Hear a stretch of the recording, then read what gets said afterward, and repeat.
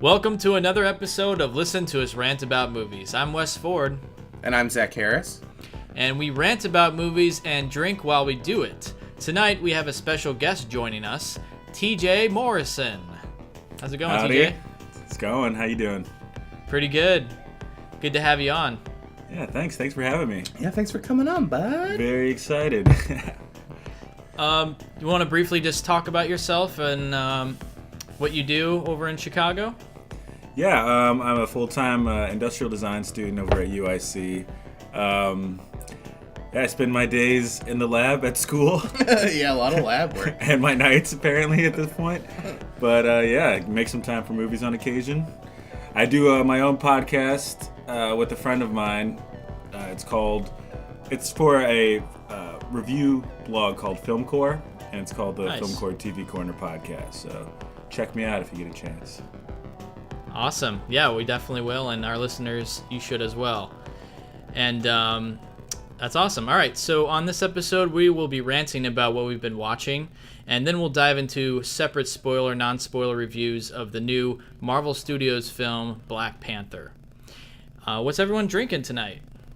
I think we're all doing the same thing. Yeah, we all got Tusker. The stars aligned for this one. We were actually able to get the same beer. Yeah, together forever, apparently, even in our decisions. With Tusker. Exactly.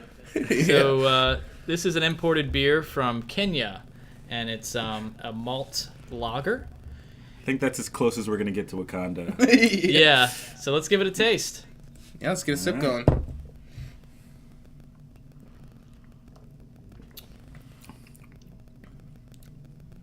Not too shabby. It's good. It's good. Yeah, I like it. Very smooth. Yeah. Yeah. And light. But it's not a... It's got a distinct flavor. Yeah. It's light, but it's also full. Yeah. Which is refreshing, because usually it's a light beer, it tastes kind of empty, but this one has a full flavor, and it's light and refreshing. I like it. I'm a fan of Tusker. These I could put a few down and enjoy the actual taste of it too. Yeah, just slamming a couple of Tuskers, you know? Exactly. That might be dangerous for me. All right, so before we get into our watch list, I'd just like our listeners to know that our podcast today is brought to you by Audible. You can get a free audiobook, download, and 30-day free trial at www.audibletrial.com/LTURAM. You can choose from 180,000 titles from your iPhone, Android, Kindle, or MP3 player. And if you like what you hear on this episode, remember you can find other episodes of our podcasts on Apple Podcasts or iTunes, Google Play, Stitcher, and YouTube. Wait, Wes, did you say 180,000? 180,000 titles, Zach. That's a lot. That's pretty Dude, that's impressive. like almost as much as like I've read, dude. It's crazy. Yeah, I've used Audible for a few years now. I've got 40 titles in my library. I didn't even realize it. It's crazy. All right, so let's go to our watch list. Zach, you want to kick us off? Sure. Well, I did a little Coogler homework here before Black Panther. Just get myself psyched up. First, I guess I watched Creed, which was something that I just was like, yeah, why haven't I seen this movie? I should probably watch it. And it is just killer. It's really, really enjoyable. Very delightful. Yeah, it's just Big fan of Creed. It's a great movie. It's a great movie. Yeah. Yeah. I was surprised how good it was. Yeah. Seriously. I thought I might like it, but I didn't think I'd like it that much, where I was like really into it the whole time. I was all about it. Because it's a weird, it's like something that you like see announced, like, they really making this shit? It's like, yeah, Apollo Creed's son, but Rocky's gonna train him. It's just like, all right, like, this seems like a bit of a stretch. He did a great job, like, making a separate story from Rocky. And, you know, I was also surprised at how much Sylvester Stallone was in the movie. I thought he was going to be like making an appearance and then come out, but he was like he would always be in the restaurant. Like he would just stop by and be like, "Hey Rocky, you got any more words of advice?" And he'd be like behind the bar. It's just like you could tell that they shot it all in one day or something. Right. That's totally what I was expecting, but it was not like that, and it's really enjoyable. Like you said, it has its own identity as its own movie, but then also very much as a Rocky movie, and is able to play that line really well. And holds back, especially the score, like holds back on the score, uses it sparingly, but at the right times. Oh yeah. Where you just sort of like, ooh, it's definitely did a great job making me feel pretty shitty about my body. Just looking at Adonis that whole time. He was perfect. Like he's perfect specimen. His name was literally Adonis. And like I mean, he lived up to it. Man. Just the most beautiful. Like, put him in everything. I'm fine with it. And we'll get to it later, but it does seem like progressively every movie, he's just getting larger. He's getting bigger and bigger. More beautiful. And we were joking that, like, in 5 years, Michael B. Jordan's just going to be, like, 9 feet tall. Just like a giant human. He's going to be like the Greek, or the David statue. He's going to be 20 feet tall and perfect. And, Michael B. Jordan, the living god. He's just... But yeah, Creed was amazing. I especially loved the score. I thought the score was really, really good. Yeah, totally. And great cinematography. Really good use of the one take that isn't like too showy, but like has an actual purpose and serves the movie. Mm-hmm. And also just fucking love that scene with the 12 o'clock boys where he's running down the street shadow boxing. Oh yeah. It's like so corny and like why would this ever happen in a real world? But also, I don't give a fucking shit because this is amazing. You know?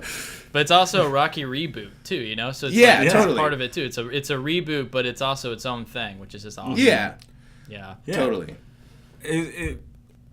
It's kind of like what they did with Star Wars, in that they like starting a new thing, but like call back to paid homage to the first one, or to the original.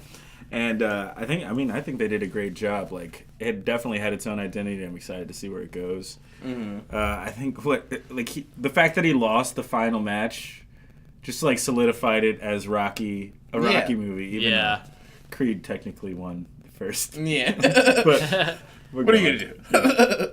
Well, that whole end fight scene was amazing. The choreography and the cinematography of that is just. Mm-hmm. It's so intense. Like when it ended, I was like, like I had to take a breath. You know? I was just like, I felt like I was fighting. Yeah. Well, that's the thing, and like I was saying with the one take, like a lot of movies, like do the one take, and it's just like it's like masturbatory. Like, look what we did. We did the coolest one take. But it's a one take, but it makes sense because it's showing you the fight in real time, and it's just like circling around the ring. Mm-hmm. And honestly, like I didn't even because I had heard that there was like a one take fight. And it was like halfway through, and I was like, "Oh, I guess this is it," because I was like so into what was happening. Yeah, it was like really effective with the way it was doing it. That it's very not showy, but has really great moments. Definitely. But yeah, loved Creed. Very surprised. Yeah, it's great. Do you want to do all this at once, or do you want to go back and forth? Let's go around. Let's go around. All right, I'll go next. I watched The Ritual on Netflix. I don't know if you guys heard of this. I heard about it, but I don't know much about it. I'm not. Yeah, it's like a horror movie that just came out. It's getting a pretty good amount of buzz. I would definitely say check this out, especially for at least the first 2/3 of the movie. Because the first 2/3 of the movie are actually very scary. Like, incredibly scary, incredibly intense. And then the last third, I won't spoil anything, but something's revealed, and then it kind of just like diminished for me, which was kind of sad. But that first 2/3 is really worth it. It's basically takes place. It takes place. I believe they shot it in Sweden, like the Swedish mountains. Okay. It's like a bunch of British friends who go out, and they're like they do some kind of trip every year, and something happens while they're out drinking. And I guess it's not really a spoiler, but it's literally the launch of the movie is one of the friends gets shot. And one of the friends witnesses this. And that kind of haunts that character throughout the whole movie. So anyway, to honor him, they go on this camping trip, this hiking trip out in the Swedish mountains. And they decide to take this shortcut through the forest. And, of course, you never cut through forests, right? Like, never... It's a terrible idea. It's a terrible idea. And they start to see, like, weird, kind of like Blair Witch symbols on the trees, and, like, weird things start happening. And it gets really scary. It really does. And that's all I'll say, like, really about the plot. But it's really worth checking out. Yeah. I was surprised how terrified I was. What about the last third, though? Was it poopy? It kind of like takes it. I guess in a way I respect it because it takes the plot further than any other horror movie would. Mm-hmm. But I think to its downfall, like that's the reason why these other movies don't go that far, because it's like the payoff isn't quite worth it. Mm-hmm. Yeah, just because you specified the first 2/3 in the beginning, and I was like, is this thing a stinker or what? Yeah, the first 2/3 are good. Yeah. So it doesn't stick the landing for you, or it just doesn't stick the landing the way you wanted it to. I guess both. I don't know. I guess the reveal kind of broke the illusion for me. It didn't make it as scary for me. Once you see, I guess, what's haunting them, then it kind of takes away the scare factor of that. You know? For sure. Huh. Still worth a watch, though? Definitely worth a watch. Definitely worth a watch. So what's the TRT on that bad boy? What's the runtime? I think it's only an hour and a half to 2 hours. It's not bad. Beautiful. Yeah, you should knock that out. Yeah. I'm down. In case I didn't mention it before, I live with Zach. So we share the same home. And watch a lot of movies. Lots of together. combo watches. Yeah. Well, you should check it out. It's definitely worth popping in just for a good scare. Absolutely. For sure. Yeah. That's The Ritual. Oh, yeah? The Ritual. What you been watching, Tone? So recently I watched End of the Fucking World on Netflix, a Netflix original series. What was it, like 6 episodes, I want to say? No. I don't know. I haven't seen it yet. Anyway, just like a really easy, digestible watch. I enjoyed it. It's interesting, but also, I mean, you don't have to pay all the attention in the world to it because it's just kind of a straightforward story. So I did it I watched it while I was doing homework, but it worked really well for that, and I totally got everything that it was sending my way. So nice. Definitely more about the journey than the ending, and I can't tell if they wanted to leave it. Well, see it for yourself. But I can't. For me, it also did not stick the landing, but I really did enjoy the episodes leading up to the end. So. Mm-hmm. I definitely say give it a watch if you've got 20 minutes, 10 separate times. So, well, those are pretty short, so that's good. Yeah. Totally. I've heard good things. I've heard good things about it. Yeah, definitely hip. Mm-hmm. Very provocative. I like it. Nice. Yeah. Cool. Zach, what do you got? I went and saw A Fantastic Woman, which is a new movie from Chile about a trans woman who her older boyfriend dies suddenly and with her, and it's kind of about her having to deal with his family and them kind of wanting to keep that hush-hush, even though it's his ex-wife and everything. But I don't know, they're all kind of, being lame about it. Just being a big bunch of lamos the whole time. And it's a really, really good movie. I really liked it a lot. It's got an amazing performance by the lead actress. She's fantastic.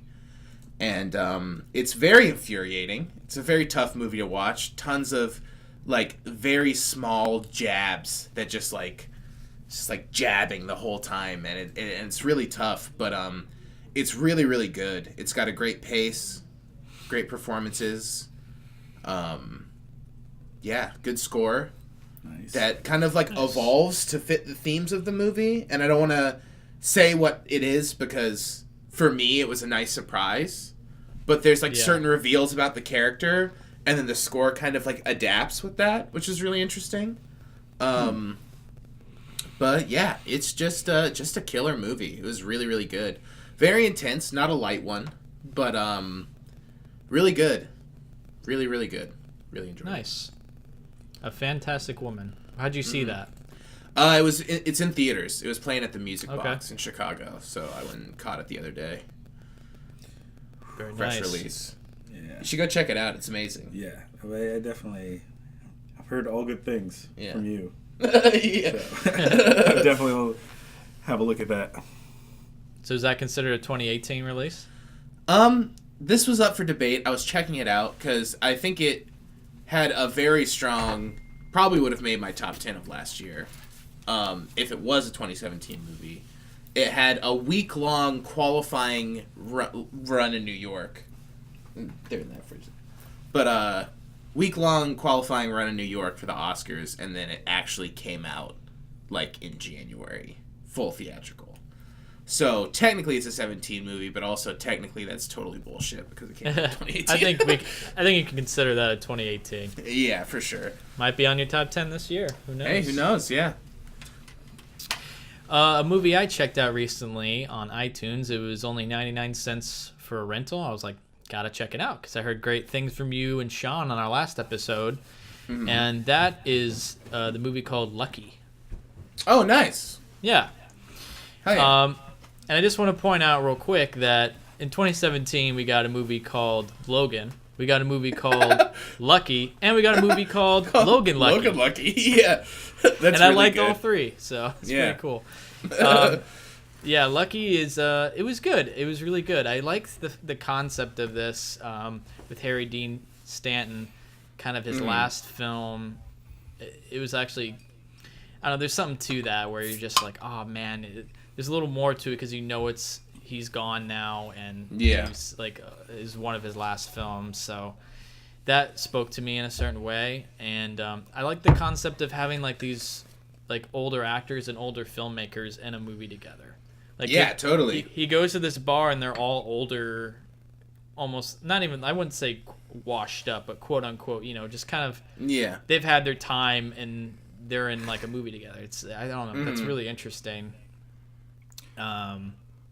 So yeah, it's just kind of like this cool, like nice meditation on getting older and dying and stuff like that. And I thought it brought up some interesting concepts. Totally. And totally worth checking out. Love watching Harry Dean in his underwear doing crossword puzzles. Yeah. Amazing. Oh yeah, some of those montage shots of him like getting ready in the morning were so good. Also, just him walking super far every day to like buy like cartons of milk. Right? Yeah, he just loves milk so much. Yeah, it's amazing. Milk and cigarettes. And then always getting the same drink at the bar. Got to get the Bloody Mary. Also, David Lynch, pretty good, right? He's pretty funny in it. Yeah, it's pretty good seeing him in there. Did you see this movie? I didn't see it. Yeah, it's just Harry Dean Stanton being like this old man, just like following his life, and then David Lynch loving his turtle, his tortoise. Yeah. David Lynch plays a character that he hangs out with who just talks about his tortoise all the time. What's the name of him? He talks about his tortoise? Like, David Lynch has a tortoise that's missing, and he's like, he left me! He's gone away! He has a really funny name. It's like a president, old president. Yeah, it's or a something. President. It's I can't remember. He literally calls him like President something. That's his name. It's great. Yeah. It's pretty funny. Yeah, sounds totally worth awesome. checking out. It's a good one. Also, Tom Skerritt is in it. Yep, totally. Pretty amazing. Oh, nice. It's pretty good. Yeah. So, yeah, there's some well-known names in there, worth checking out. And the directorial debut by John Carroll Lynch. Yeah. A well-known actor, kind of a character actor. So that was cool. Yeah, he's the red herring Zodiac. Yeah. The guy that you think Zodiac. Yeah, exactly. And that's Lucky. Check it out. It's a good one. Yeah. You're up, TJ. Do you got something else? Man, have I watched anything else lately? I feel like you've watched stuff. I definitely watched stuff. What have I watched? That's the question. It all just flies right over my head because it's kind of on in the background. I started... Most of this is going to be Netflix originals. Just I'm on Netflix while I'm doing stuff and just like, hey, play this. Shit, I should have thought of this. That's all right. We can come back to you if you want. Yeah. Well, we'll do the combo one because I also did more Coogler homework, and we both watched Fruitvale Station. Neither of us had seen it before.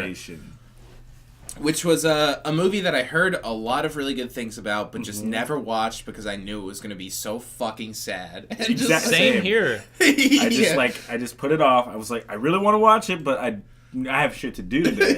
Yeah, I did that a million times, and we finally sat down and watched it. on Saturday morning. We like got up and we're like, let's watch a movie. I was like, oh, we've been wanting to watch Fruitvale. Started our day off with this horribly sad movie. Yeah. So I've heard good things about it, but I don't know much about it other than Ryan Coogler directed it, Michael B. Jordan's in it, and I've heard it's really good, but I've never seen it. It's about It's Coogler's directorial debut. Yeah, it's his first movie. Right. Yeah. And it's about the killing of how old is he? He's like 22. 22. Yeah. Yeah. At a train station in Oakland. It's like based off something that actually happened. 2009 on New Year's Day. Oscar E. Grant III, right? Oscar Grant gets shot by cops at a train station at like 2:15 in the morning and dies at like 10 a.m. So the story's well known, so you know what's going to happen, and in the whole movie you're just building up this character, and it's super powerful. Like the way he does it, just putting a life around this name that you've heard before and the story that you've heard, and the whole time you're like, I don't know, we said it a couple times, just like hoping that like, oh, we know how this ends, but maybe, maybe they pulled one out and he's just gonna like everything's just gonna be chill. like he's just gonna just pull a fast one on us. Like it gets to the point because they show you the video in the beginning of the movie too. Just like gets to the point where it's about to happen and the cops go, know what, we're really wrong in this, and we're just gonna step away. Have a great night. Have a great night. But happily ever after. But no, they definitely go all the way, and it is absolutely devastating. Devastating. Like I knew it was coming the whole time, and it's still. I cried probably for a good 20 minutes after that. Like I just walked around the house like a zombie. Me and Zach got up and looked at each other, and our faces just like big fucking, just big messes. Tears. Yeah, we're just like both crying. Like that's really good. Yeah, it was tough. It was a hard watch, but definitely a powerful story and one that needed to be told. And one that needed to be told. You'd recommend it? Absolutely. Definitely. Absolutely. It's on Netflix too now, so it's easily accessible. It's not too long. Cool. It's got Michael B, and he's just the most charismatic. Just the fucking best. He is. Yeah. We just kept talking about that we would make a pact to turn off the movie. It's just like him like having dinner with his family, just having a great time. We're like, all right, let's just shut this off. Shut off now. It's like I wonder if you ever got that job. Just be like, I wonder what happened on New Year's Day. I hope everyone had a great day. Just pretend. Live in that world, but no, Great. Definitely watch it if you get a chance, but make sure you don't have anything to do afterward. And watch it. Or maybe sleep on it. Sleep on it. Watch it, have a good hour of reflection, and then go to bed. Then go to sleep. Exactly. Because it was definitely rough. Pretty heavy. My day to a halting stop. Yeah. Just like... Wow. Yeah, it was really intense. Really powerful. Great performances. Octavia Spencer is in it. She's amazing. Oh, yeah, absolutely. And That's Melanie awesome. Diaz, who... I saw and I was just like, why the fuck is she not in any movies? She's really good. She just like dropped off. I don't know what happened. But, yeah.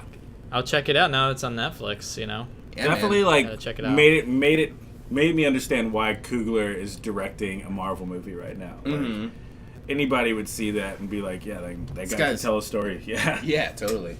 And tell it That's effectively. Can I go for this one? I'll just add one more to the list here. I watched also on Netflix the Polka King. Oh, I watched that too. I saw that you watched that on Letterboxd. There's that.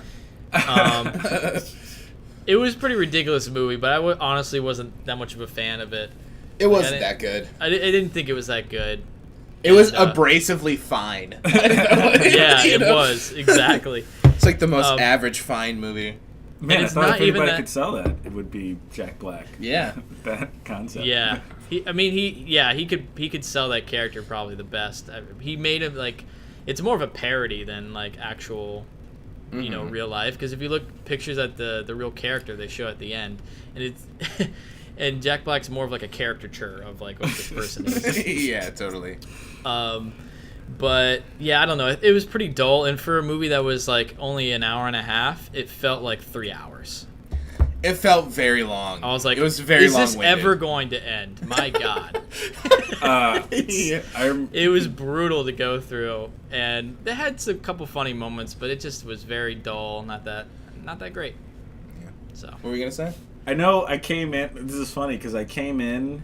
Well, I left while you guys were watching it, and I went out with this girl, and I came back, and it was still on, and it was like ending, and I was like, "Is this movie still on?" I felt like I'd been gone for 3 hours, but I don't think that was only because I had gotten too drunk. But at the same time, it felt very long for me too, even though I didn't watch it. I think time just slows whenever someone puts it on. Yeah, exactly. When you're just like, man, time's not going. You're like at work. It's like someone out there's watching the fucking Polka King.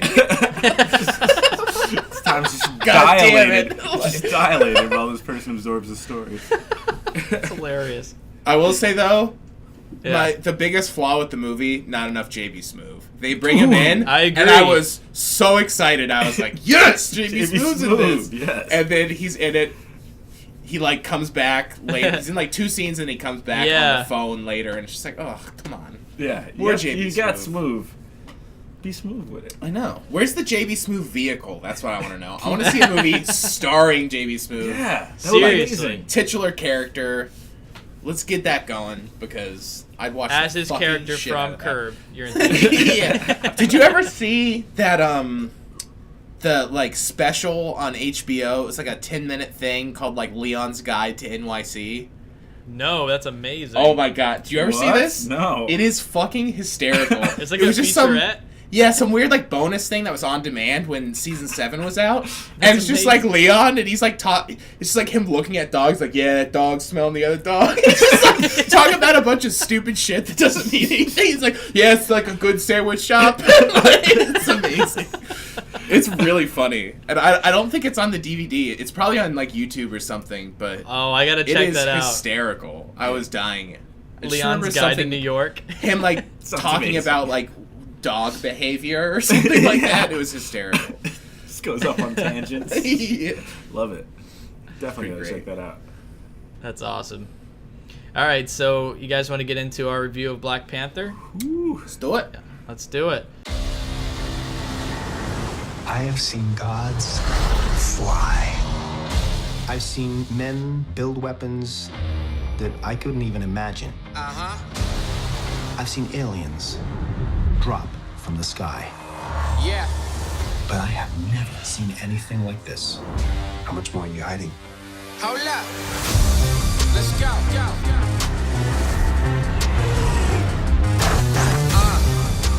We are home.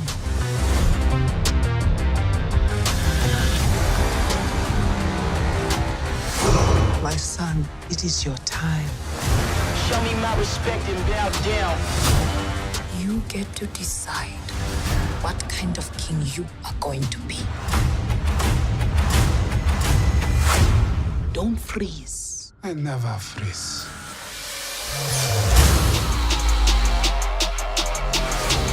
The revolution will not be televised. Show me my respect and bow down. We own ya. We own ya. We only getting started now. Cause we own ya. Everybody think they know me now. Cause we own ya. You and I'm a homie now. Cause we own ya. I waited my entire life for this. The world's gonna start over. I'ma burn it all. What happens now determines what happens to the rest of the world.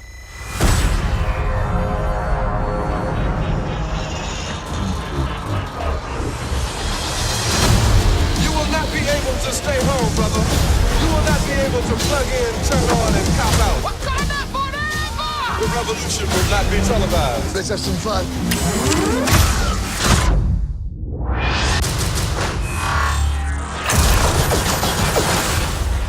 The revolution will be live.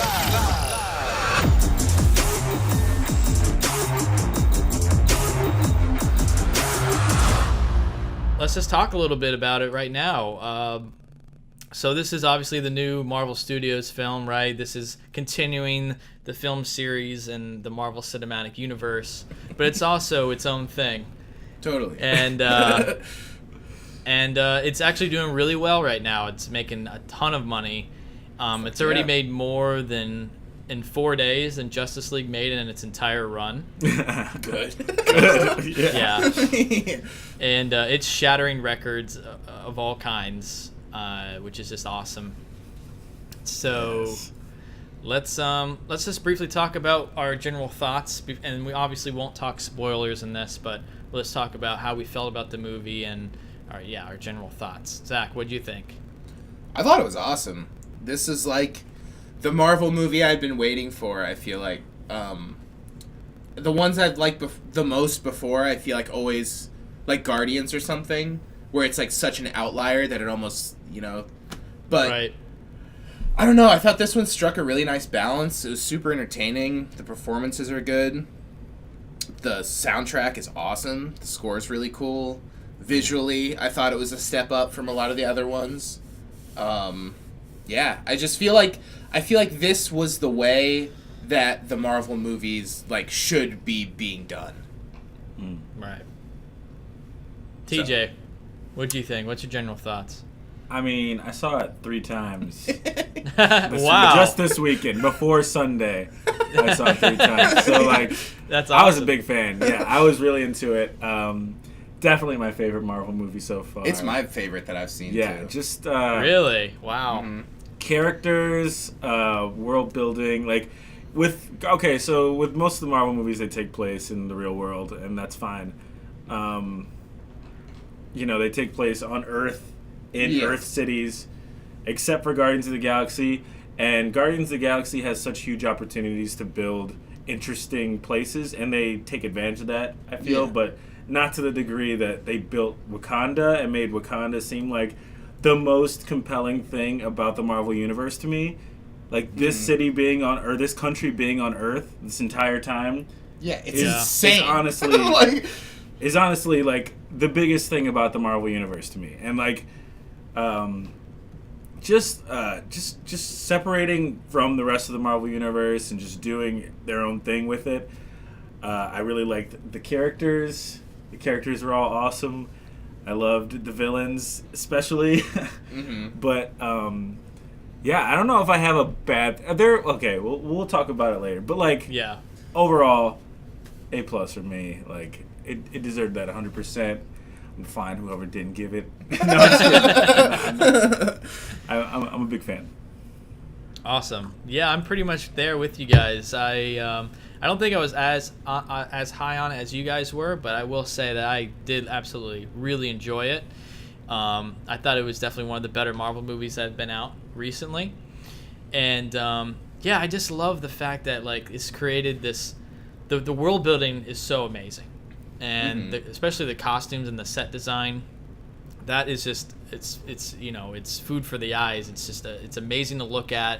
It's really entertaining, really fun, and it's got great characters. It's got really good characters, which is it's fundamental. It really is, and especially in a Marvel film, but any movie you need good characters, and this movie totally has that. And I think one of the better, probably if not the best Marvel villain that we've seen. I'd say he's absolutely. the best. Michael B. Jordan is the amazing. most empathetic. This guy, he's onto something. May not agree with his methods, but I totally get why he's doing it. Totally. You can empathize with them, right? And that's what makes a really good villain. And I don't know. I just the idea of this film and everything that it's doing socially and everything. I think it's totally really inspiring, and I love that. The music, like you said, Zach, the score is just fantastic. Yeah, it is killer. It gives it the score gives it its own really unique feeling too. It has its own tone, and it feels like a movie of its own, and not really part of the Marvel universe. And the score kind of helps that too, which is nice. Yeah, it's not as generic. The other scores, fine. They're fine scores for what they're trying to accomplish. But this one felt really tailored to the movie. The other ones feel kind of generic. Yeah. You could change out Iron Man's score with Captain America's score. You know what I mean? Like, none of them ever stood out to me where I went up and looked up the score and, like, listened to it. Like, this score feels like it was made for this movie and the characters in it and, like, the story that's being told. And I really enjoyed the score. I've listened to it a few times. Well, I have too. I've actually been listening to it. Yeah. It's really good. Yeah. We were talking about this because we saw it together. My first time, TJ's third. Yeah. But, how, and I'm not trying to shit on old Hansi here, because Hans Zimmer, especially recently, has put out some good scores. But I feel like got some good scores. I feel like there's kind of he started the whole sort of just like rhythmic non-theme. You know what I mean? There's like the Dark Knight score suits that movie well, but like it doesn't suit everything well. But I feel like that's kind of like the direction things have tended to go. And I absolutely loved that in this movie, characters had themes. Like, when it cut to Michael B. Jordan, there was a theme that was, like, associated with him. Which is, like, a thing in movies, like, 20, 30 years ago. But I feel like we don't really see anymore. There's no themes that you can, like, recall in your head after and, like, hum. You know what I mean? He had, like, a slow burn theme and then just, like, a real intense moment theme. And it was just it's killer. Solid. Yeah. Agreed. That's awesome. Any other non-spoiler thoughts you can think of right now? More Lupita Nyong'o and everything. Yeah, she's awesome. She's awesome. She's amazing. She's incredible. Yeah, she's really good. I loved all the badass women in this movie. Yeah, it was great. Absolutely. Like, they all. I mean, the whole cast was fantastic, man. It was. Yeah. All of them are really, really good. I would say the only person that I didn't think was that good was Martin Freeman. Kind of felt weird. Just like, okay, like, because I think also, and this is coming from someone who isn't, like, as much of a Marvel person, but he's, like, the one main tie to the other Marvel movies in it. It's like the grounding line. That's like, this is still Marvel, guys. You know? Yeah, but it almost felt like why... I guess I'd rather him be in it than, like, Doctor Strange, like, opening a weird portal and being like, T'Challa, I gotta talk to you, you know what I mean? Totally. But, it's actually, he's one of two. There's two ties. Yeah, because Andy Serkis was in one, Andy Serkis. Right? He was actually the one, he's actually in, I think, at least 2 other Marvel movies. Really? Really? Yes. He's in Avengers Age of Ultron, where they first introduced Wakanda. And you know that he's from there, and he talks a little bit about the technology, so you get a little tease. You know Black Panther's coming. Yeah. And then I think he's in one other, possibly, but yeah, they've basically been like feeding us him as the villain for this movie for a while. Yeah, which is insane. But we'll talk about it. So we knew that he would be in this movie, so there's a tie in there. And then more recently was Martin Freeman, who was in Civil War. Yeah, as one of the agents. So. Yeah. I didn't think he was like bad. It's not like it was like, man, cut this guy out of the movie. Am I right? But if it's just like, I feel like clearly the weakest character out of the bunch for me at least. Yeah, he felt out of place, but I think he was supposed to feel out of place. To kind of like, you're gonna make me have this character in the movie, then fine, he's gonna feel out of place. Yeah, and that's fine, you know. Well, the whole time he has no idea, you know, what he's doing. Exactly. Or really, he's kind of along for the ride. He's a child because, you know, he's in an advanced. It's something he's completely unfamiliar with. Totally. You know, which is we all are. We're all him in that movie. You know. Like, whoa, along for the ride. Exactly. Yeah. So I guess just to wrap up the non-spoilers, I really just think what's also great about this movie too is it feels like the first Marvel movie that's like really about something. Like it's really about something that's applicable to experiences in the real world that people have, and I really respect that, and I feel like a lot of people can relate to the story that this is trying to tell, and that's just great. And we need more movies like that. We need more movies that bring to light real situations and real things, but at the same time it's incredibly entertaining. A lot of fun. It's hilarious too, and it has some great action, and that's what you want in a movie. It has the whole package. So totally. The movie definitely like took some stances, you know, and like said some things, like stepped out of the comfort zone of the audience, of some of the audience, you know, and made it, you know, like said its piece without, you know, people were going to react to the things that were going to said in the movie, or the ideas that were conveyed in the movie, and it was just good to see, you know, especially a big company like Marvel Studios, Disney, you know, just like. I mean, maybe it's a safe time to do it right now. Like it is very trendy but also they didn't have to do that. You know what I mean? They could have made this whole Black Panther thing out there in the rest of the world, Wakanda being a side part of it. They could have, you know, they didn't have to do all black cast, all black, you know. It's great. Yeah, I agree. And you know, it's awesome for a big studio like that to like give that a chance too, because really they're the only ones that can do that. And the fact maybe they've opened the doors for more. I think they probably have, and I hope that they have. Huge. Yeah, it really has changed. I think the mainstream. You know, we need to see more stories of like this and this caliber, and yeah, it's really a great thing overall. You know, it's awesome. So. And it's also nice when they take this chance and they make that movie, and that's good on its own. But then for also the movie just to be good is also a big plus. You know what I mean? Because this, there could be all this hype, and no matter what, even if the movie's a piece of shit, it's still good. You know, but it's not. It's good. I felt like it was definitely the best Marvel movie I've seen personally. Wow. I enjoyed it the most. That's awesome. Yeah.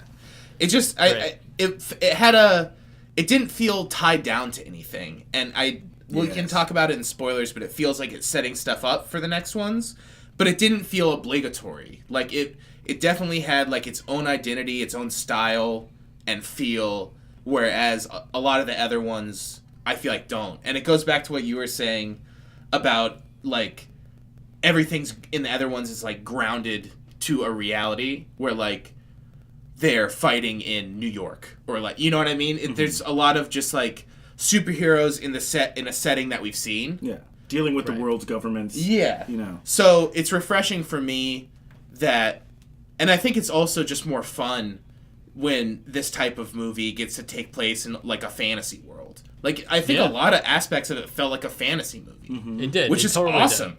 Like, people challenging the king to, like, sword fights on a waterfall, like, is the best. Like, you know what I mean? Definitely the most important event on Earth happening right there. Yeah, totally. Know, in terms of, like, the scale of things and the timeline of things happening. And, you know, it's happening on a waterfall. And there's like all these people in traditional tribal garb, and like it's wonderful. It was really awesome to watch.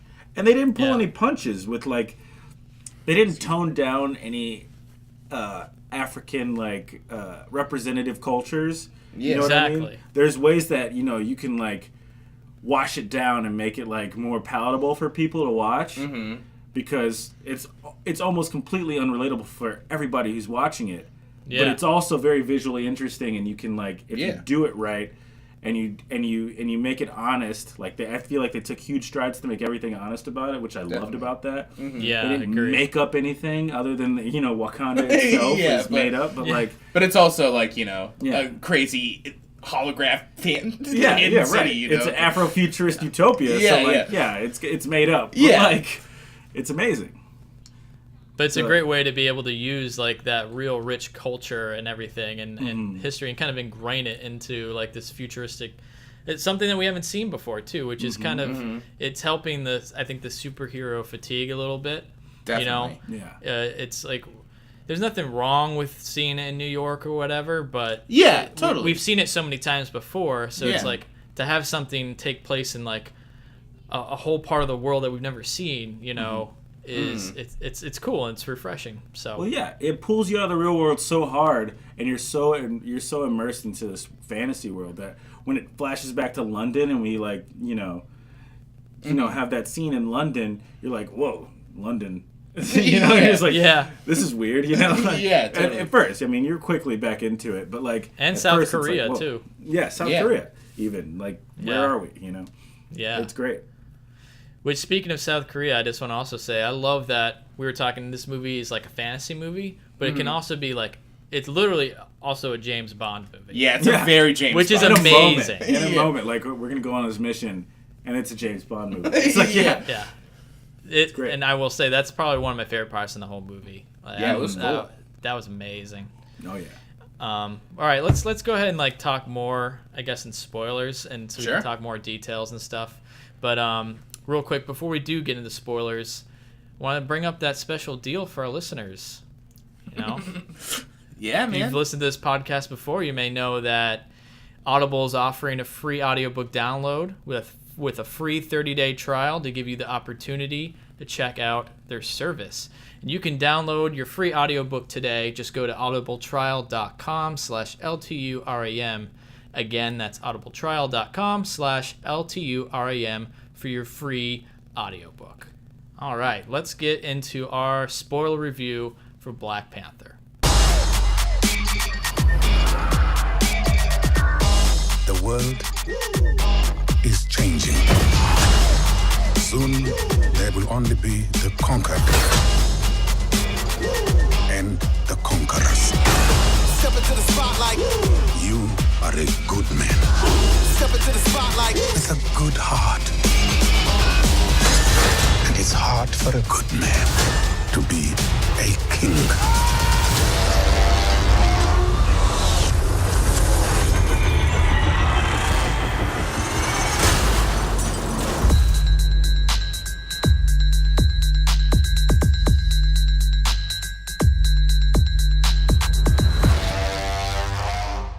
We're in spoilers. Spoiler town. There's spoiler towns. And spoiler territory. I guess I'll talk about one thing. The minor quip. This is on the marketing team. I'll say, I wish they hadn't revealed the villain in the trailers, because I feel like the payoff of having you think that it's Andy Serkis. You know, having him, and then if it was revealed that, oh shit, Michael B. Jordan is actually the villain, if I had not known that, I feel like that would have been way more impactful. Like I would have been like, oh my god, you know, I see where this is going now. But I knew from the very beginning that he was going to be the villain, so it wasn't like shocking at all. That I guess other than Andy Serkis getting shot was surprising. Totally. But yeah, I don't know. I wish they kind of kept that under wraps with the trailers and the marketing and stuff. Because imagine, like, if you hadn't seen any of the trailers and you go in, you're like, Michael B. Jordan's in this, but, you know, I don't know what he is or what his character is. Yeah. And then you find that he shows up at Wakanda and you're like, oh, shit, you know? I feel like that would have been awesome. Absolutely. Or more impactful. But that's just a minor thing for me. Yeah.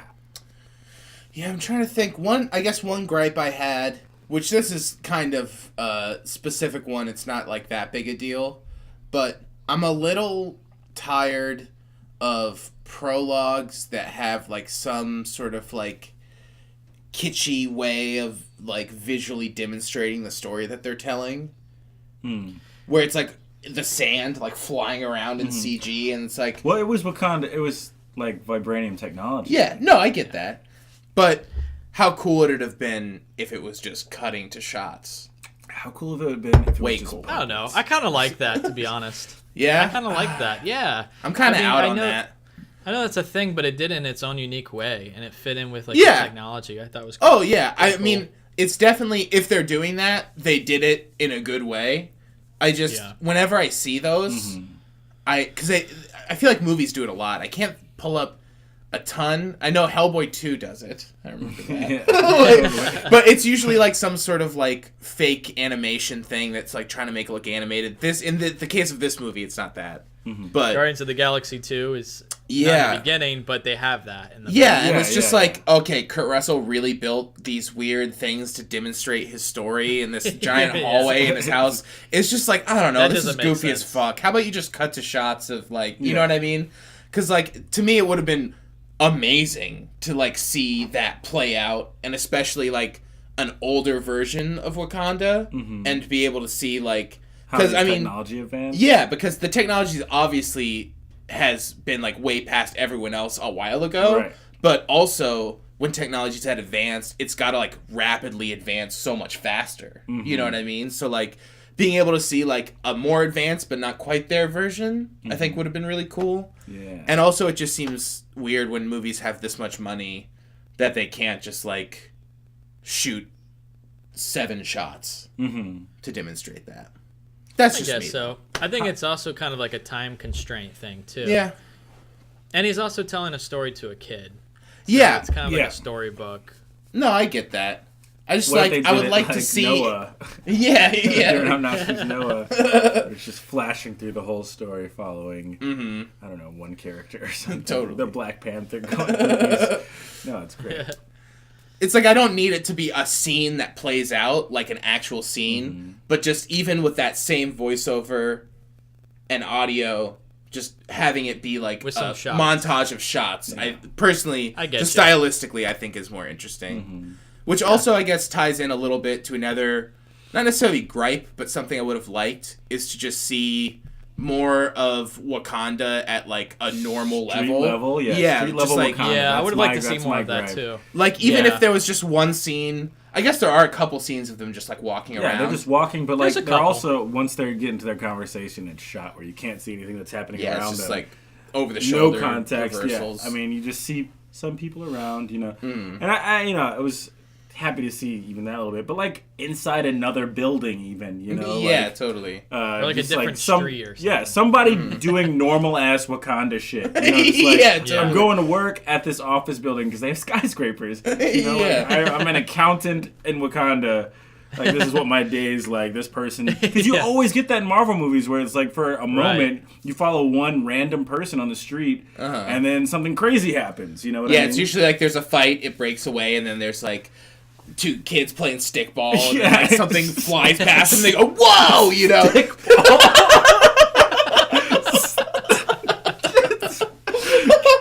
Kids playing stickball. Playing in a fire hydrant. Yeah, exactly. Some goofy can. shit, but I think that it's not like a strike against the movie, but I think that would have been really interesting. I mean, hopefully, like Wakanda is part of the universe now, and it gets some screen time being that, you know. Yeah. Because, I mean, it's huge. Well, honestly, it's gonna change everything, right? Like we're gonna open up our technology to everyone now. That fucking changes everything on like the Earth of the Marvel universe. Like Tony Stark, what? Like who? You know what I mean? Yeah. We're gonna see we might even see an Infinity War, like normal ass people like with Wakandan technology and shit. Like I could see that happening, or like Iron Man using the Wakanda technology to like enhance Spider-Man's suit or something like that, or his own, totally, or his own.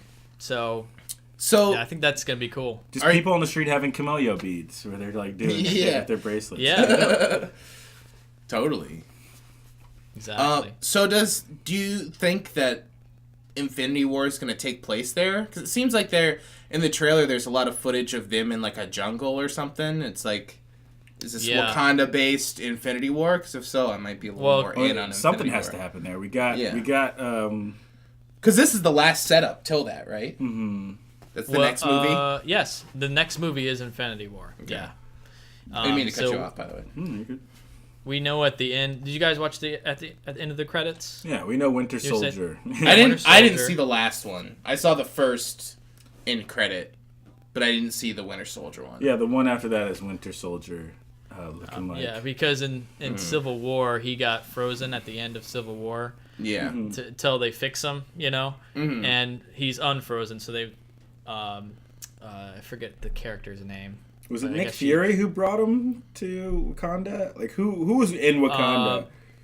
Who was in Wakanda was Steve Rogers. Steve Rogers. Okay, so Captain America knows all about Wakanda. Yeah, Captain America knows. Yeah, and then because his shield is the stuff, right? It's vibranium, right? Yeah, his shield is made of vibranium. But yeah, so I guess he's unfrozen, so I guess he may be fixed, so he'll be fine, I guess, for Infinity War. Maybe he'll have a vibranium arm. Was his arm vibranium? I don't know. They never said. It got broken, didn't it, in one? Yeah. I mean, vibranium got broke. Yeah. No, I don't think vibranium's indestructible, so I don't think it was. Yeah. Because it got cut off. So I think it probably will be now. some normal ass metal. That arm. Aluminum arm. Aluminum. Goes to punches someone, it just crinkles. It crushes, yeah. Yeah. So that'll be cool to see. I guess another gripe I have, probably the biggest thing for me, was I wish the CG was a little off for me. Like, yeah, I don't think it's anything on the movie's fault. I think it's sort of like these studios who get hired for all this like CG work, and it's known that they're like crushed right now of like doing all this, and they don't have like a lot of time, I think, to really take their time and make everything look perfect. But like the CG people, like especially in the end fight, they don't. It's just they don't look realistic. Like they look like 2002 Spider-Man. Exactly. Yeah. You know, where like they clearly are not. It hasn't progressed at all in that department. Which, it looks very animated. Yeah. Which was a bummer. That was but like the biggest thing for me. I would say, did you see it in 2D or 3D? 2D. You saw it in both. Yeah. I saw it in 3D when we went. Oh, wow. And I'll say that it not necessarily in terms of the CG people, but the CG like landscapes. I do feel like maybe the 3D helped, just because like even like the first scene when they're in that apartment looked like a fake environment, but I was like, well, this is clearly a real apartment. What are they going to do? Shoot this apartment on a green screen? You know what I mean? I guess we're not too far off from that, but but I think that also helped that I just like didn't really think about it. So I don't know. I think that the real test for me will be watching that sweet UHD when it comes out. Oh, for sure, getting that. Yeah. Oof. Can't wait. The color's gonna pop. Can't wait for those scenes with the panthers in the trees with the eyes. Yeah. On 4K. Oh, yeah. The ancestors plane or whatever. It's gonna look real good on UHD. Those purple skies. Quick side rant. They announced Last Jedi is coming out end of March on UHD, and that's the first Star Wars movie on UHD. Pretty amazing. Gonna pick that one up. Yeah. Just wanted to point that out. Give me my second watch. I need to watch that one again. Yeah, I do too. So TJ, is there anything that you like? Any other gripes that you had with the movie, or pretty much along those lines? I will say, the street level. I would have liked to see more average, normal Wakanda shit happening. Yeah. But I mean, I guess we got time for that now that it's a part of the world. It seems like they had a lot to do, so it's like totally. You've got to build this whole thing and then like sell it. No, yeah. I love that shit. So it's like, it's really good. I'm a big fan. Nice. Yeah. Oh man. Any other thoughts, Zach? I feel like we're missing something big here. I definitely have more thoughts. Another thing that I'll say just about the movie generally that I think is missing from some of these other ones, and that I think Ryan Coogler really brings to it, is I feel like he's really good at making like moments. Like there's really strong moments in the movie. Yeah. And I feel like other Marvel movies maybe have like moments in the scale of like the whole Marvel universe, but there's not really any like moments that hit as hard as some of the ones that were in this movie. Oh yeah. Two, both involving Michael B. Jordan, was I absolutely loved when he shows the bump on his arm and he's like one for every kill. And then he challenges him and he takes off his shirt and he's covered in the bumps. Yeah. Amazing. Totally. That was so good. It could have been like one for every kill. Yeah, and like revealed that early, but like instead he's like, he's got a few on his arm. Yeah, it's like, because they're brands, right? Yeah, Is that what they are? They're like ritual scarring. Yeah.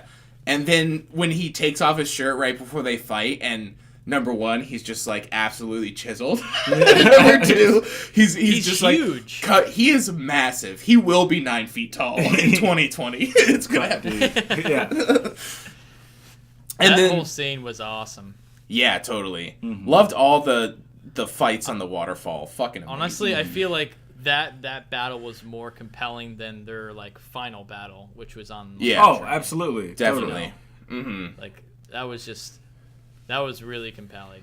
Okay, so sorry. No, go ahead. I was gonna say one thing that I thought was kind of strange. Daniel Kaluuya's character, yeah, flips so fast. What's his name? Wakabi, right?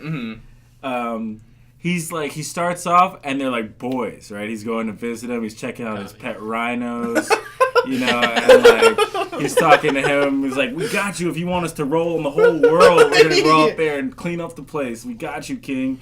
And then he like comes back without Andy Serkis's character. And then, dude, it's just like, dude? Fuck you, man. Nah, bro. Over with, you know. Like, you know what? I'm over it. Yeah. Right. So he flipped so fast for me, and he was so hardcore. It's like he's gonna lead his army against his own people. Totally. Like that was ridiculous. It's a little bit of a stretch. Also, Sterling K. Brown, the fact that he was in that first scene, I was like, what? I didn't know he was in this movie. Yeah. Totally. And who's the other kid in that scene? He looked really familiar. Yeah, he's been in a bunch of things. He was in that Forrest Whitaker movie, where they're on the bus. He looks when he was a kid. He had some roles as a kid. Yeah, he's very, very familiar looking. Yeah, we'll have to look him up. Anyway, what were you saying, Wes? I think honestly, I was feeling strange about the whole pacing of the first act for me too. Like it felt like the pacing was a little weird until it really found its groove, I think, once they got into Wakanda. But I guess another gripe is that, and also when that first scene in Africa where he's stopping those jeeps. It was really dark. Was that dark for you guys? Yeah, I think that was supposed to be that way. When I first saw it, I couldn't see what's going on. I think that's what they were trying to do. Like, he's a Black Panther. He's at night. This is he's like a Batman type, you know, where he's shrouded by darkness. But at the same time, it didn't seem deliberate. You know what I mean? It just seemed like it was super dark, you know? Yeah. But jungles get fucking dark, so I guess it makes sense. Yeah. You know? Yeah. But the sister character, it was probably my favorite. She's awesome. Yeah. She was really good. She was amazing. And also the one, Okoye, played by, she was like the warrior woman. Yeah, she was awesome. Yeah. She was badass. Totally. Mm-hmm. She's always badass. She's Michonne in Walking Dead, you know? And she has those swords. Mm-hmm. Yeah, she was awesome. Like, it was good really to see some, Yeah, she was so good. Yeah. And I don't really know even how this movie does it, but they build their characters in a really simple way that I don't even know. It's I don't know why I am more attached to the characters in this movie than the other ones, the other Marvel movies. But maybe it's just because the other ones, it's just like Jon Favreau or something. You know, just being like, whoa, I'm making a joke. You know, what are you going to do? Everybody seems like family in this movie. Yeah, it's like... Yeah, for sure. Even Killmonger, who is, I guess, technically family.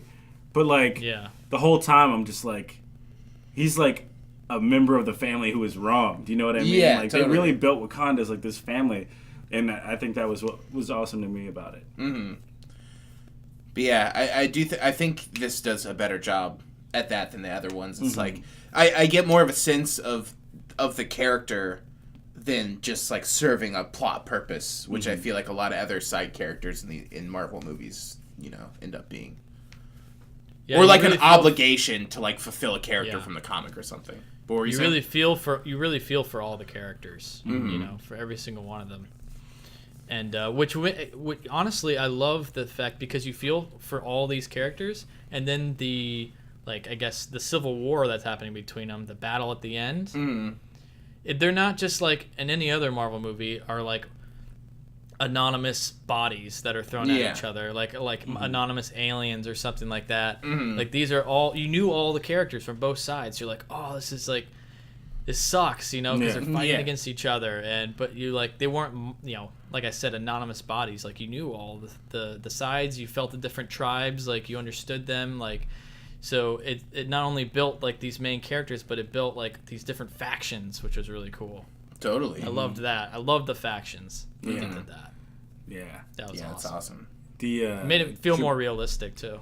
Totally. The Jabari were so awesome. Like their architecture in the mountains. Oh yeah, it was so cool. Yeah, like, totally. Yeah, they're super technologically advanced, like barbarians. Like it doesn't make any sense, but they totally stick it. Like it makes perfect sense when you see them and they're living out there. Like they don't have fucking walls because they're like, we're cold. We don't give a fuck. You know, like we'll wear these furs and we'll be cold. You know, like we just learn to be used to the cold. You know, but like it's cool. You know, it's cool just to see. Yeah. It's cool, like they weren't living in caves or anything, you know. Like they're super technologically advanced too, but like they have their own way of doing it apart from everybody else. Yeah, for sure. And I love even the design of like those sticks that are like on the ropes and stuff. Yeah, it's amazing. Just looks cool. Yeah, it's great. No idea what their purpose. And that's another thing that I feel like this movie has a leg up on the other ones. Is like it's really able to like go for that design. Mm-hmm. You know, it's like. You can't really fault the other ones for not doing that because it's like, how do you make Tony Stark's like penthouse apartment in New York like look that interesting? Yeah. It's like doesn't make sense. But I feel like that's just where like this type of these movies just is more interesting because it's there's more opportunities to do things like that. It's literally a made up place, so they can do whatever just they do want, whatever you want with it, which is like that's why it's fun. A lot of the time. Yeah. But also grounded in reality with all the references to like real world cultures. Totally. So like the tie in there, like in Guardians of the Galaxy you can do that as well. Mm-hmm. But like it's so out there like that it's just like a weird space planet. Mm-hmm. And there's also like the connotation that comes with like tribes people in Africa where they're like savages and like it's cool to see like it's cool to see them not like leaning into that at all. You know, like they have these customs, but they're also like they made the joke, the vegetarian joke, right, to like counteract that, which is like amazing. A good way of like establishing that with just like getting it out there, but not being like this is a point that we're making. It's almost like an effortless way to kind of like incorporate. It's turned into a joke. Yeah, it's used as like a line in a joke, which is great. Mm-hmm.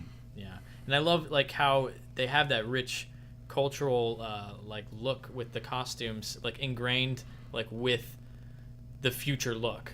Mm-hmm. You know, they look so intricate with like the beads and everything. Like the costumes are amazing. Yeah, I want to see who the costume designer was on this, like, and see what they've done because they nailed that pretty hard, and it was great to see. Totally. For sure. There was totally room to mess that up. Yeah, that's one of the strong suits is the design and the world building for sure. It's great. Amazing. So let's talk more about Killmonger. Would you guys? I know we mentioned briefly like we kind of like him, but let's talk about him. What'd you like about him? What'd you like about his reveal, and how'd you sympathize with him? You know? Yeah. Well, I think it goes back to what we're talking about like just building a good villain by making you identify with him. You know what I mean? It's like he's a very empathetic character, and you know why he is thinking these things. Mm-hmm. And they bring it back when he becomes the Black Panther and he like drinks the stuff, and there's the scene of him like as a kid, and I don't know. It's just it's like it's very easy to make a villain that's just like a big scary guy, but to humanize him, make you understand his reasoning for doing what he does, but then you know what I mean, and be like, well, this sucks, but like clearly as an 8 and 9-year-old child being abandoned in the world by these people who are supposed to be like the penultimate in humanity, like these are the best that humanity's like. All the bad parts of humanity are not included in Wakanda. You know what I mean? Yeah. And just, like, the fact that the king and this, like, I don't know, what was he, like a shaman? Forrest Whitaker's character, Zuri? Yeah, Zuri. They left this kid, like, who's one of them in Oakland by himself. Yeah, it's insane. Just completely abandoned him. Like, well, fuck yeah, that kid's gonna have problems. Totally. Like, he's so one-track minded, and he's, like, clearly just lived his whole life to do this. Like, yeah, go for it, man. And he's completely within his rights too, which makes it more awesome. Yeah, totally. It's like this kid, he's royal blood. For him. Yeah, he's like, I'm gonna exercise my right, to challenge you for the throne, and then he beats him. It's like it's amazing. I mean, he seemingly beats him. Yeah. Also, I think they just fucking kill it on that last line that he has. Oh, yeah. As much as I would love Michael B. Jordan to be in all of these movies because he was amazing, it's just like it goes back to the thing I was talking about him just being really good at Ryan Coogler being good at like executing moments that are memorable. For sure. Just like what a way to. Right. Like in that character's role in the movie. I mean, if you think about like the kind of respect and just deference and worship of their ancestors that they had, like Wakanda as a people, and then to like completely abandon all these other people in the world, like anybody had that type of worship and deference to their ancestors, to think about like my ancestors lived and died on slave ships and fucking in bondage. Like, yeah, that person's gonna come at you exactly like that. You know what I mean? Totally. Like, you fucked everybody. Like, you just completely abandoned everybody else. Why wouldn't I why wouldn't I like? Yeah. These are my ancestors. I don't know who you are in Wakanda, but I know these ancestors, and they're the ones who like needed you when you weren't there. You know what I mean? Totally. So, just like selling the whole concept in one package as Killmonger is the coolest thing. It's really good. And they nailed it. I loved it. Really good writing. It's kind of like, in a way, kind of brings back like that classic kind of Shakespearean feeling to it too. Having a family feud like that, but also having like tying it in with almost like older '90s like superhero movies. Like you see the origin of the hero and the villain, and they both kind of rise up, but it does it in its own unique way. It's something that I guess on paper we've seen before, but it does it in like a way we haven't seen recently, and in its own way. Like, and I love how he has his own arc. Definitely, he has his own arc because of that. You see where he comes from, you understand his journey, and then he has an end. And he's here to accomplish his mission. Like, he's been planning this. Yeah, you know what I mean. And you can tell that comes across that like this guy's been waiting for this moment. Yeah, you know what I mean. He speaks the language. He's not just like some guy who heard about Wakanda and wandered in. Like, I might have some rights here. No, he's so prepared, so ahead of the game, so like 2 steps ahead of the most advanced civilization in the world. And he completely turns it on its head, like literally overnight. Like he takes over. He completely takes over, and he just becomes king. He walks in, never seen the country before, and literally becomes the king. Crazy. What a badass! The coolest villain. And also, nobody feels. Everybody just feels powerless to him. Like once he does it, they're like, we don't know what to do. This is our tradition. It's like, it's crazy. I also thought he was really funny. Yeah. Like when he's what does he say when he steals the bag? He's like, I'm feeling this. Yeah, he's like, I'm feeling this. He's like, I'm not dead yet. All that challenge shit over with. Yeah, it's over with. All that challenge shit over with. Amazing. I do not care about your traditions. I'm already in power. You know what I mean? Yeah, that was good. It's really good. He's looking at the mask and he's like, "Oh, is that vibranium? Vibranium. Yeah, is that from vibranium too?" He's like, "No, I'm just feeling this." He just like takes as part of his costume. It's great. It's amazing. Also, he's just looking cool, man. He's just looking really fucking cool. He's got those awesome double caps on his teeth that blend really well into his final like costume. Yeah, totally. As the golden jaguar. Which also, I did not know that he was gonna have that. What the jaguar costume? Oh no, he's the golden jaguar. That's like his name in the comics. He's like a completely different character. This is pretty cool. It's so good. Like, and also just the whole thing about like earlier they show the necklace and he's like, no, too flashy, and he's like, I'll take this one, the practical one. And then it cuts to him and he's of course wearing it, and then it comes on. He's like a gold version. It's pretty sweet. Yeah, I feel like got the other one. Yeah, Marvel does this, and like they choose like the opposite. The villain that's the most opposite the character, or like the dark version of the character, like when Iron Man, the first one, and like was it Red Skull, kind of opposite Captain America. It's a thing that they've done before, but I like the way it happened here because they're cousins, and like it makes perfect sense. But also, it's kind of interesting to see, like, it's also a way for you to see, like, oh, what would Wakanda be like with like an evil Black Panther? Exactly. Yeah. it's like, oh shit, what would that be like? What if they use their technology against people? Like you get to see that, which is really cool. Totally. For sure. Yeah, and it's interesting watching the conversations that it's sparking. Like I'm seeing a lot of people like anti-hero, not necessarily villain. Like he's still a villain to me, you know, like his methods are off. Yeah. He talks a big game, but his methods are completely off considering what he's saying. But like people, he's not Deadpool, you know what I mean? He's not like he's not coming to save the day. Ever. Right. He shot his girlfriend to get back to Wakanda, you know what I mean? Like he's there for revenge, you know. Yeah. He's there for revenge and to take back what his birthright, you know. So sick, so sick. Another thing I wanted to get to too, it reminds me of, is like it's so cool, like you're set up with this amazing Wakanda, like this, you see this culture, it's just thriving, you know, it's doing everything literally without like the touch of colonialism. Like we get to see what would that be like, but you find out it's not perfect. Oh yeah, they have a big flaw, which is what the father does and like what they continue to do. You know, that there's this big flaw like that's been part of their history, and I love that because that feels real. Yeah, like, totally. And even in this perfect quote unquote like oasis, you know, there's still things that they can improve on. Right. You know, and I love that. I love that too. Chadwick Boseman's character T'Challa, he's like, no, this is wrong, and he's the better Black Panther by denying that and changing things for the better. You know? Yeah, totally. Because there is something like really admirable about how hard they adhere to their traditional customs. Like the battle on the waterfront or the waterfall, the fights there wouldn't have happened without that traditional culture. You know, like that adherence, without that adherence to tradition. But at the same time, like, whose side do you take when Lupita Nyong'o's character Nakia and what's her name? Shuri? Okoye. When they're having that argument, right after Okoye. Right after Killmonger takes power, and they have that argument about like we have to do something about this, and she's like, no, I'm loyal to the throne. Yeah, it's like, what are you talking about? Like this is like this is me. Like, you love your country, serve your country, and then she's like, I'm gonna save my country. Like, whose side do you take?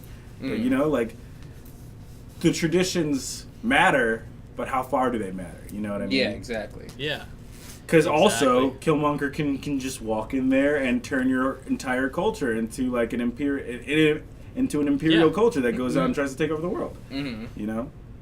Yeah. At that point, do you deny the traditions? Yeah. You know, and the good guys kind of realize, you gotta. Sometimes it's not just black and white like that. You know, sometimes there's more to it, and you know, we gotta overthrow this king because he's not a good one. You know. Totally. Yeah, it brings up some really good concepts, but in like a really smooth way. And it has a really good flow. Like it's a great story. It really is. Totally. Yeah, and it brings up these universal themes. Yeah, go ahead. The fact that M'Baku brings up when T'Challa asks him to give his armies to the cause, he's like, who the fuck are we? What is this we shit you're talking about? Like, none of you have ever been here.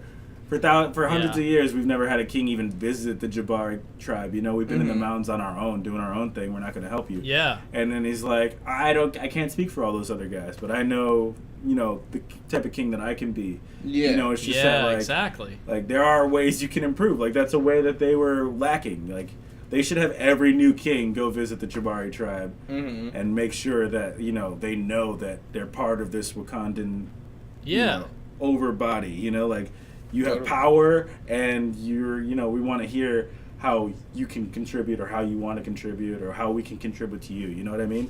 Like, those are things that make a good society. You know. Yeah. So like they were lacking there. They got really complacent. You know, and like it was just awesome to see addressing little things like that. Still. Yeah, I love that too. That's awesome. M'Baku, one of my favorite characters in the movie too. Yeah, he was really good. Probably second favorite. He was great. To Killmonger. Oh, Killmonger's your favorite? Killmonger's definitely my favorite. I just love Michael B, man. Michael B's just the most charismatic man. It's insane. Like his line deliveries. Yeah. Like, on some of those lines, just like whew, shit.